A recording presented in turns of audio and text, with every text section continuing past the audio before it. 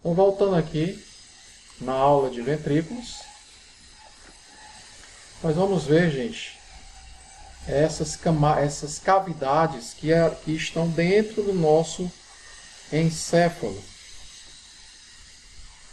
e que vão, além de permitir a produção de líquor, também o seu armazenamento. Bom, o sistema ventricular, ele possui 4 ventrículos, sendo deles 2 laterais, um ventrículo central chamado de terceiro ventrículo e outro ventrículo central mais inferior chamado de quarto ventrículo. Nos ventrículos laterais, nós temos o esquerdo e o direito, assim também denominado como 1 e 2. Os ventrículos laterais, eles, tridimensionalmente falando, eles têm um aspecto de C. Eles formam cornos que vão deixar uma estrutura semelhante a um C. Ele é dividido em corpos e cornos anterior, posterior e inferior, dando aqui esse aspecto de C. Os limites são o corpo caloso superiormente, o núcleo caudado, que é o núcleo central mais inferiormente, e o septo pelúcido entre eles, ou seja, medialmente. Esses 2 ventrículos laterais, que é o 1 e 2, eles vão se comunicar, sim, com o terceiro ventrículo e não com o quarto, através do forame interventricular, também chamado de forame de Monro. Aqui nós podemos ver os ventrículos em roxo, né, superiormente, os ventrículos laterais, no caso aqui o esquerdo e aqui o direito. Esses ventrículos têm um formato de C e apresentam cornos anteriores, vocês podem ver aqui, posteriores e inferiores.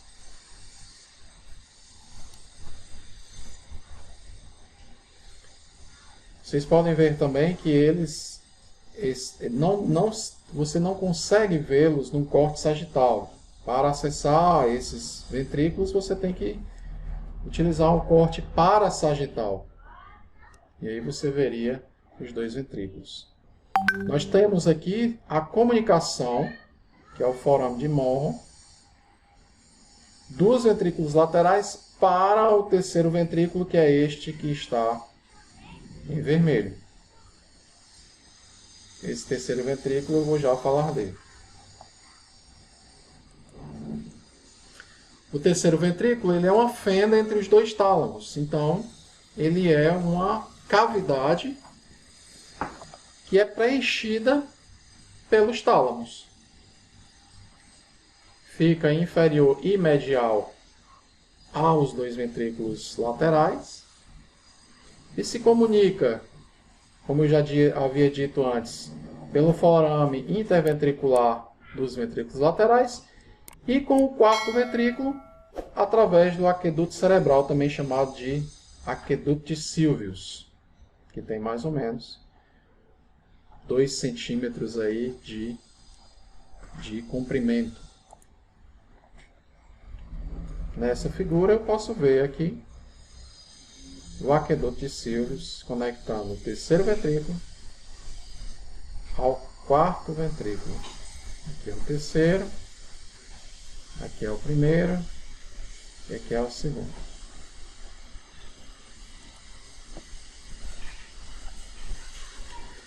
Bom, no quarto ventrículo, o que é que nós temos? Nós temos uma cavidade em forma de uma tenda triangular entre o cerebelo, que fica posterior, e o tronco encefálico, no caso, a maior parte é a ponte. Tá?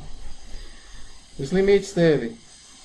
Lateralmente nós temos os pedúnculos cerebelares, por cima o véu medular superior e por baixo o véu medular inferior. Nessa figura a gente pode ver que ele tem aqui uma íntima relação com o cerebelo posteriormente e com a ponte anteriormente.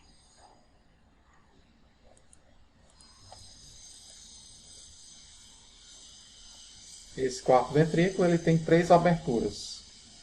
Uma abertura mediana, que é também chamada de forame de Magendie, e 2 aberturas laterais, também chamadas de forames de Luschka, que vão assim drenar, ou vão jogar o líquor formado para o restante do sistema nervoso central.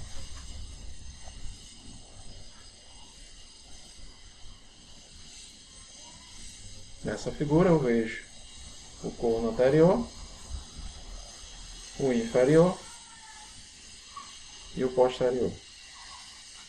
Aqui é o corpo dos ventrículos laterais.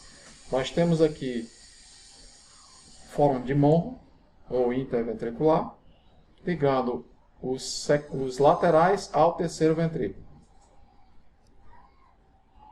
Nós temos aqui o aqueduto de Sylvius, ligando o terceiro ventrículo ao quarto ventrículo. E nós temos aqui, como um pequeno exemplo, né, as aberturas laterais. Bom, gente, essa figura, essa ilustração 3D, na verdade esse modelo 3D, ele nos mostra aqui os ventrículos. Os ventrículos são esse tecido aqui meio esbranquiçado, vocês podem ver. Nós temos aqui o ventrículo lateral esquerdo, e nesse lado, o ventrículo lateral direito.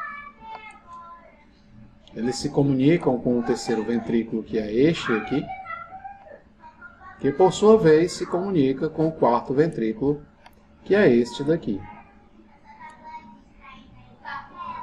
Se eu retiro um pouco mais aqui, vocês podem ver com mais detalhe. Bom, os ventrículos laterais, eles possuem um corno frontal ou anterior, um corno temporal ou inferior, um corno occipital ou posterior. Aqui é o corpo do ventrículo lateral. E vocês podem ver que dentro do ventrículo lateral existe aqui o plexo coroide, tá? Plexo coroide ou corióideo, tá certo? Que é o que vai fabricar o líquor, tá? Podemos também ver que o terceiro ventrículo ele acomoda o tálamo. O tálamo está dentro do terceiro ventrículo. Aqui o tálamo e aqui ele dentro do terceiro ventrículo. Tá? Muito bem. O que comunica os ventrículos laterais com o terceiro ventrículo é esse forame, né, que é o forame de Monro, né, interventricular. Tá bom? Existe também a comunicação do terceiro ventrículo com o quarto ventrículo, que é o aqueduto de Sylvius. Aqui vocês podem ver, ele vem lá de cima e chega aqui no quarto ventrículo. Vocês podem ver aqui, quarto ventrículo, né, se comunicando aqui, ó, muito próximo com tanto o cerebelo, posteriormente, quanto anteriormente a ponte e um pouco do bulbo. Tá? E aqui nós vemos, tá, o aqueduto mediano, né, ou a abertura mediana, certo? Que vai se comunicar, vai se continuar com o canal central da medula. Tá bom? Muito bem. Então esses são os nossos ventrículos.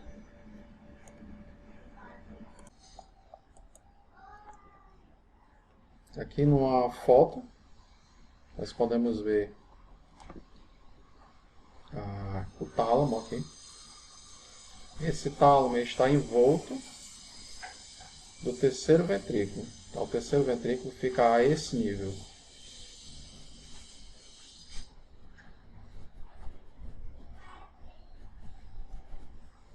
Nós temos aqui o aqueduto cerebral,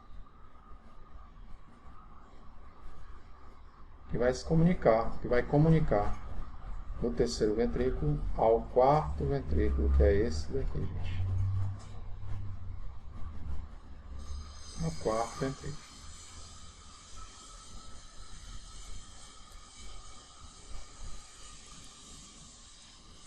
Bom, esses ventrículos, no teto dos mesmos, nós vamos achar o plexo coroide, ou plexo coroide.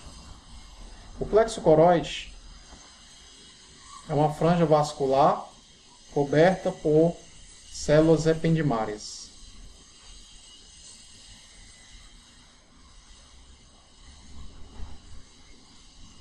É uma borda, esse plexo, é uma borda lateral irregular, né, que é uma prega da pia mata, e está presente no teto dos ventrículos laterais e aqui no soalho do terceiro e quarto ventrículo. A função desse plexo coroide é produzir o líquido cérebro-espinhal, mais conhecido como líquido. Aqui nós temos um cérebro, um ventrículo lateral, vocês podem ver aqui. E nessa figura aqui vocês veem o plexo coroide. No outro lado.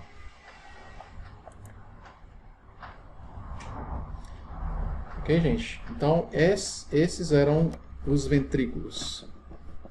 Agora a gente vai estudar, na próxima aula, o líquido cérebro-espinhal.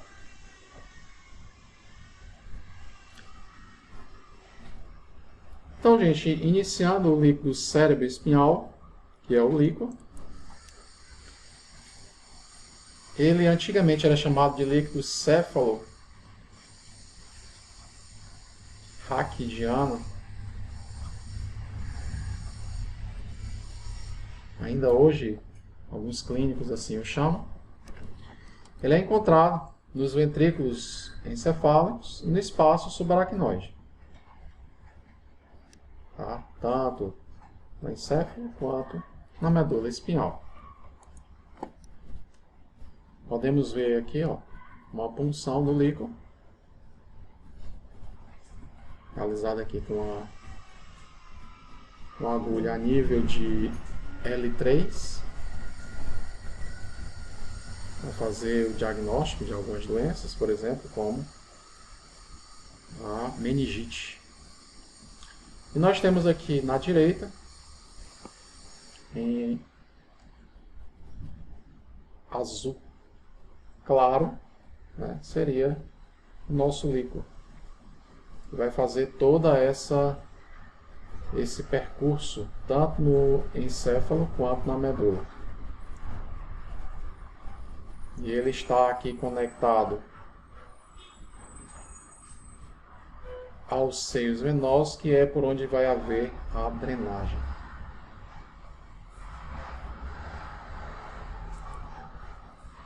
Esse líquido, ele é um líquido claro e incolor, semelhante ao plasma, sem células.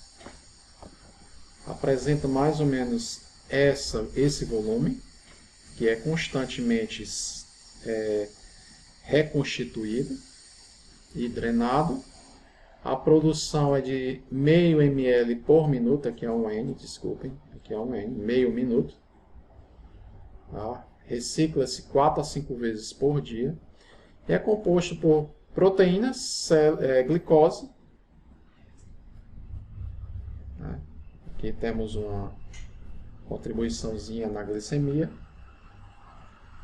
Cloreto e poucas células.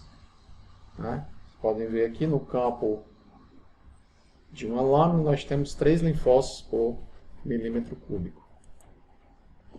As funções são amortecer e proteger o sistema nervoso central contra traumatismos, flutuabilidade mecânica e sustentação, fazer com que o sistema nervoso central flutue e não fique solto, frouxo, ele se sustente. Nutrição do sistema nervoso central, através de proteínas, glicoses. Remoção de metabólitos. E regulação do conteúdo craniano e assim da pressão intracraniana. O líquor, como já foi falado, ele é formado nos plexos coroides e circula nos ventrículos através dos espaços subaracnoides, por onde podem ser absorvidos pelas granulações aracnoides. Então, os ventrículos são os locais onde são produzidos, são jogados no corpo, na verdade, aqui tem um corpo, e de volta eles também são drenados aqui nos espaços subaracnoides pelas granulações aracnoides nos seios venosos. Nós temos aqui a aplicação clínica, que é a punção lombar, e nós também podemos fazer o bloqueio anestésico regional através da raquianestesia e anestesia peridural. Essas anestesias têm o objetivo de anestesiar o membro inferior e também o quadril. Muito importante, por exemplo, nos partos cesarianos. Aqui, extremamente relacionado com o líquor, nós temos a barreira hematoencefálica. Essa é uma barreira que é impermeável às proteínas plasmáticas, ou seja, proteínas que têm um peso molecular abaixo de 60.000, elas passam. Se for acima disso, eles não passam. É impermeável à gordura, permeável à gordura, permeável à gordura. Aqui é gordura.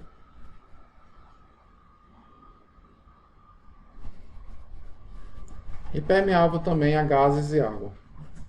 Portanto, é uma barreira que impede a passagem de várias substâncias, principalmente substâncias tóxicas ou então micro-organismos. Então esse foi o líquor. Na próxima aula nós veremos a vascularização do sistema nervoso central. Então, continuando, gente, na vascularização do sistema nervoso central, esse sistema nervoso central é suprido por duas artérias, no caso, carótidas internas, e duas vertebrais que vão subir pelas vértebras cervicais. Aqui nós temos 4 artérias que se situam no espaço subaracnoide, lá na superfície inferior do cérebro, formando o que a gente chama de círculo de Willis ou polígono de Willis, ou ainda círculo arterial cerebral,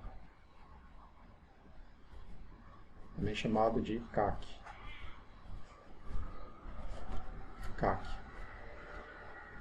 Então, vocês vão entender por que eles levam o nome de ciclo ou polígono. Nessa figura eu vejo a carótida interna, que é essa veia, essa artériazinha aqui, e nós temos essa que é a carótida externa. A carótida interna vai para o cérebro, formar o polígono de Willis. A carótida externa vem para a face.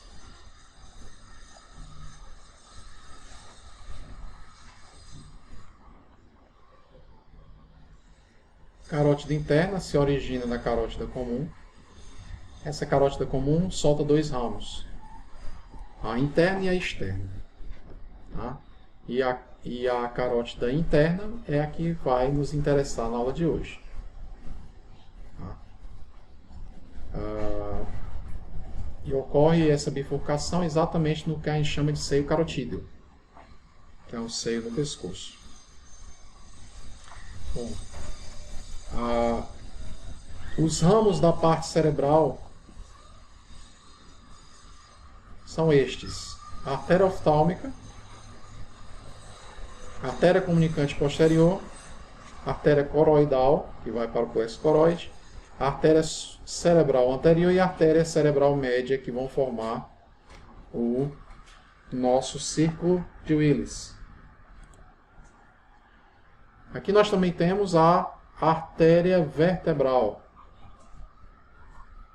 que vai passar pelos forames transversos aqui no pescoço.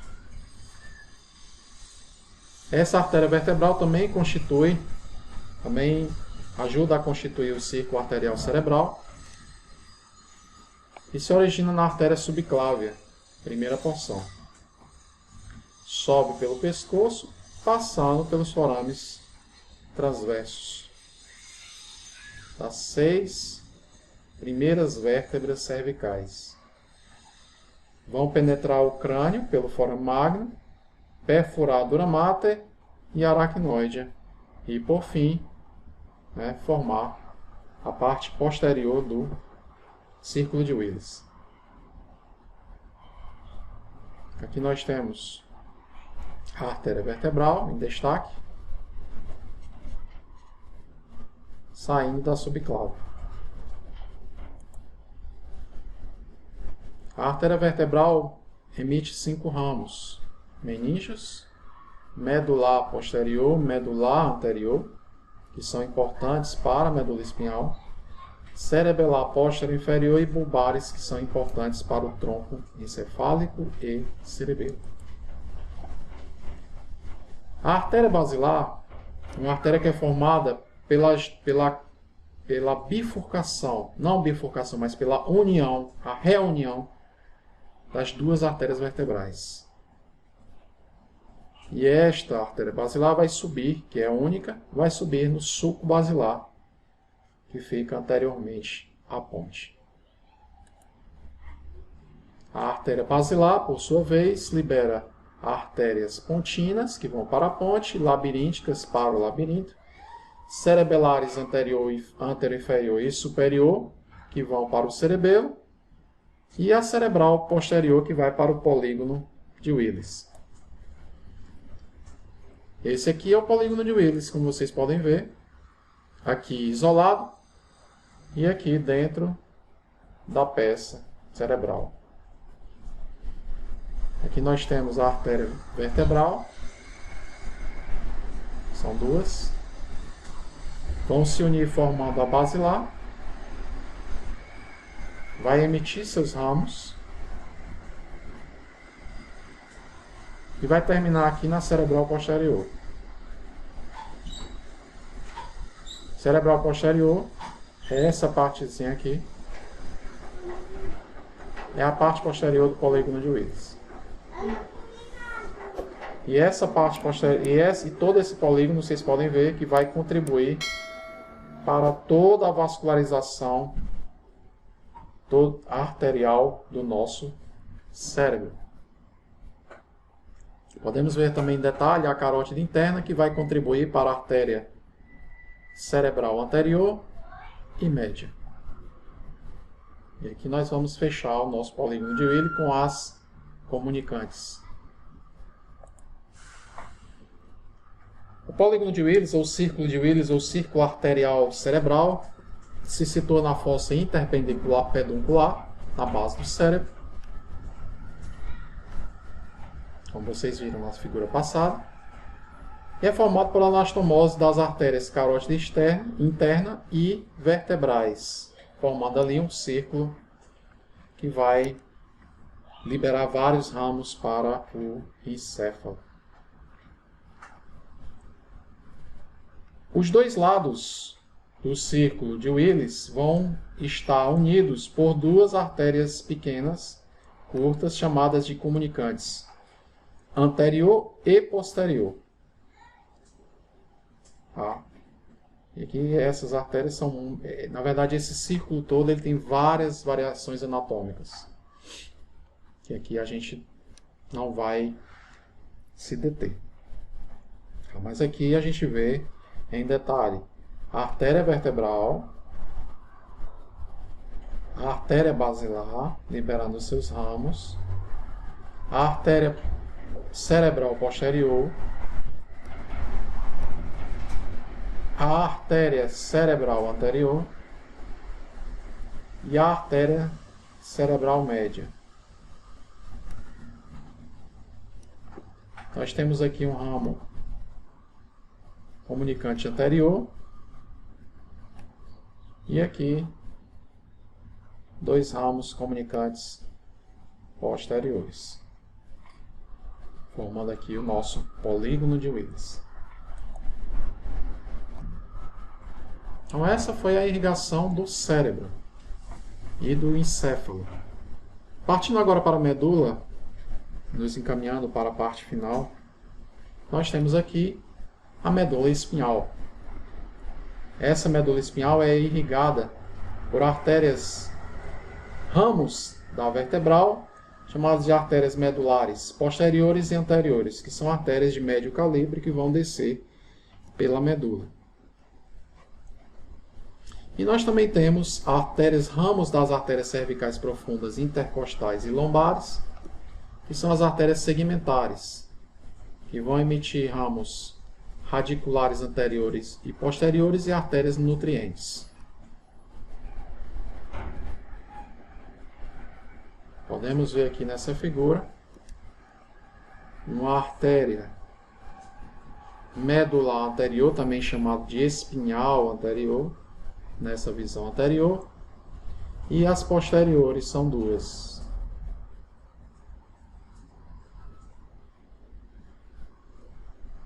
Que vai descer pela medula.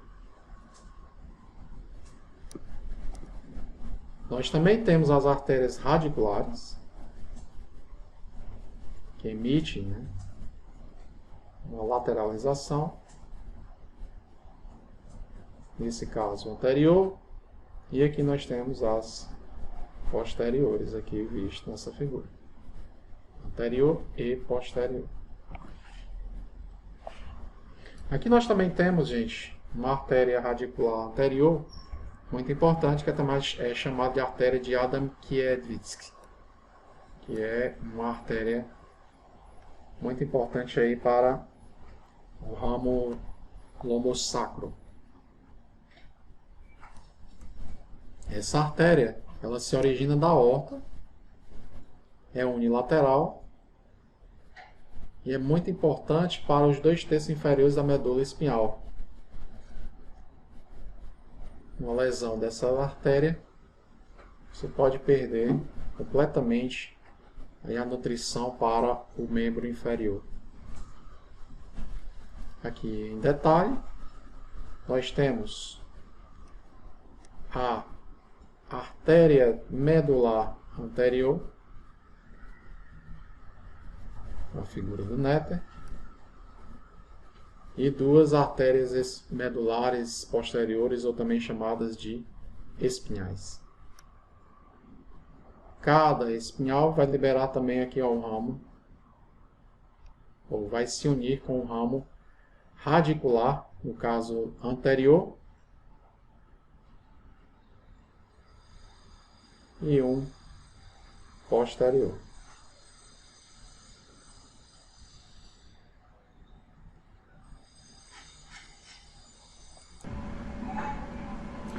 Pessoal, nessa figura nós vemos o polígono de Willis. Esse polígono é formado ele é criado ou originado pela junção das artérias vertebrais, são originárias das subclávias, direita e esquerda, que dão a constituição posterior do polígono de Willis, e pelas carótidas internas, que são essas artérias aqui, certo? Eu vou movimentar aqui, que passa aqui pelo canal carotídeo, ou canal carótico, como alguns queiram, tá? Então, esse polígono de Willis é constituído dessa maneira. Bom, as artérias vertebrais posteriormente sobem aqui no aclive, né, do nosso pulso occipital, vão se juntar para formar a artéria basilar. Essa artéria basilar vai nutrir tanto ponte, bulbo como cerebelo. Okay? Bom, a artéria basilar, ela vai emitir dois ramos, que são as artérias cerebrais posteriores, como vocês podem ver aqui.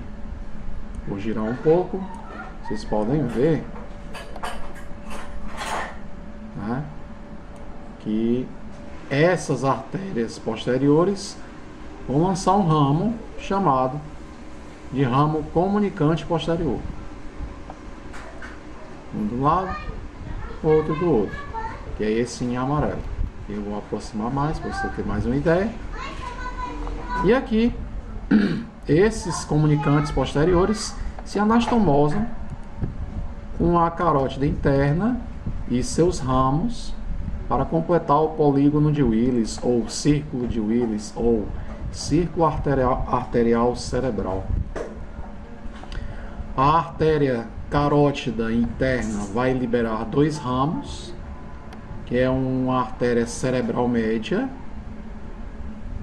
certo? E um ramo cerebral anterior. Cada um deles libera um ramo cerebral médio e um ramo cerebral anterior. Bom, esses dois ramos cerebrais anteriores também vão se unir através de uma artéria comunicante anterior.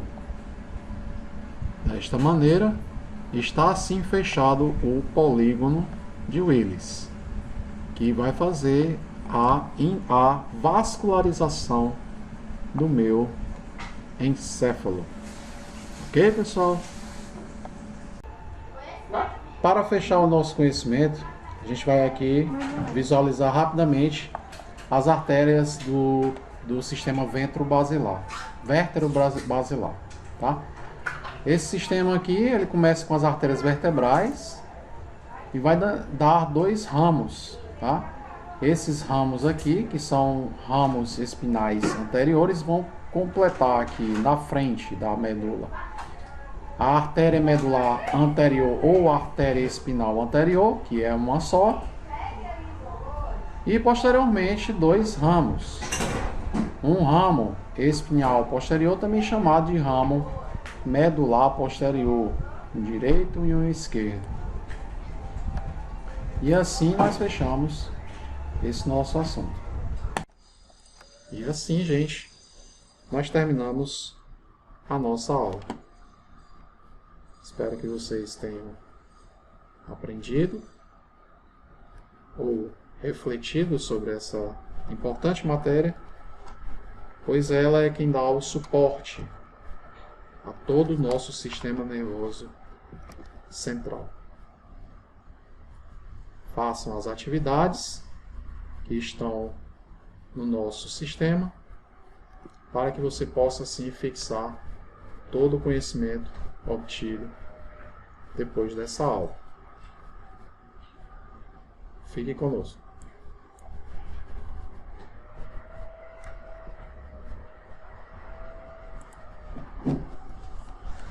Nossos agradecimentos ao Anatomy Learning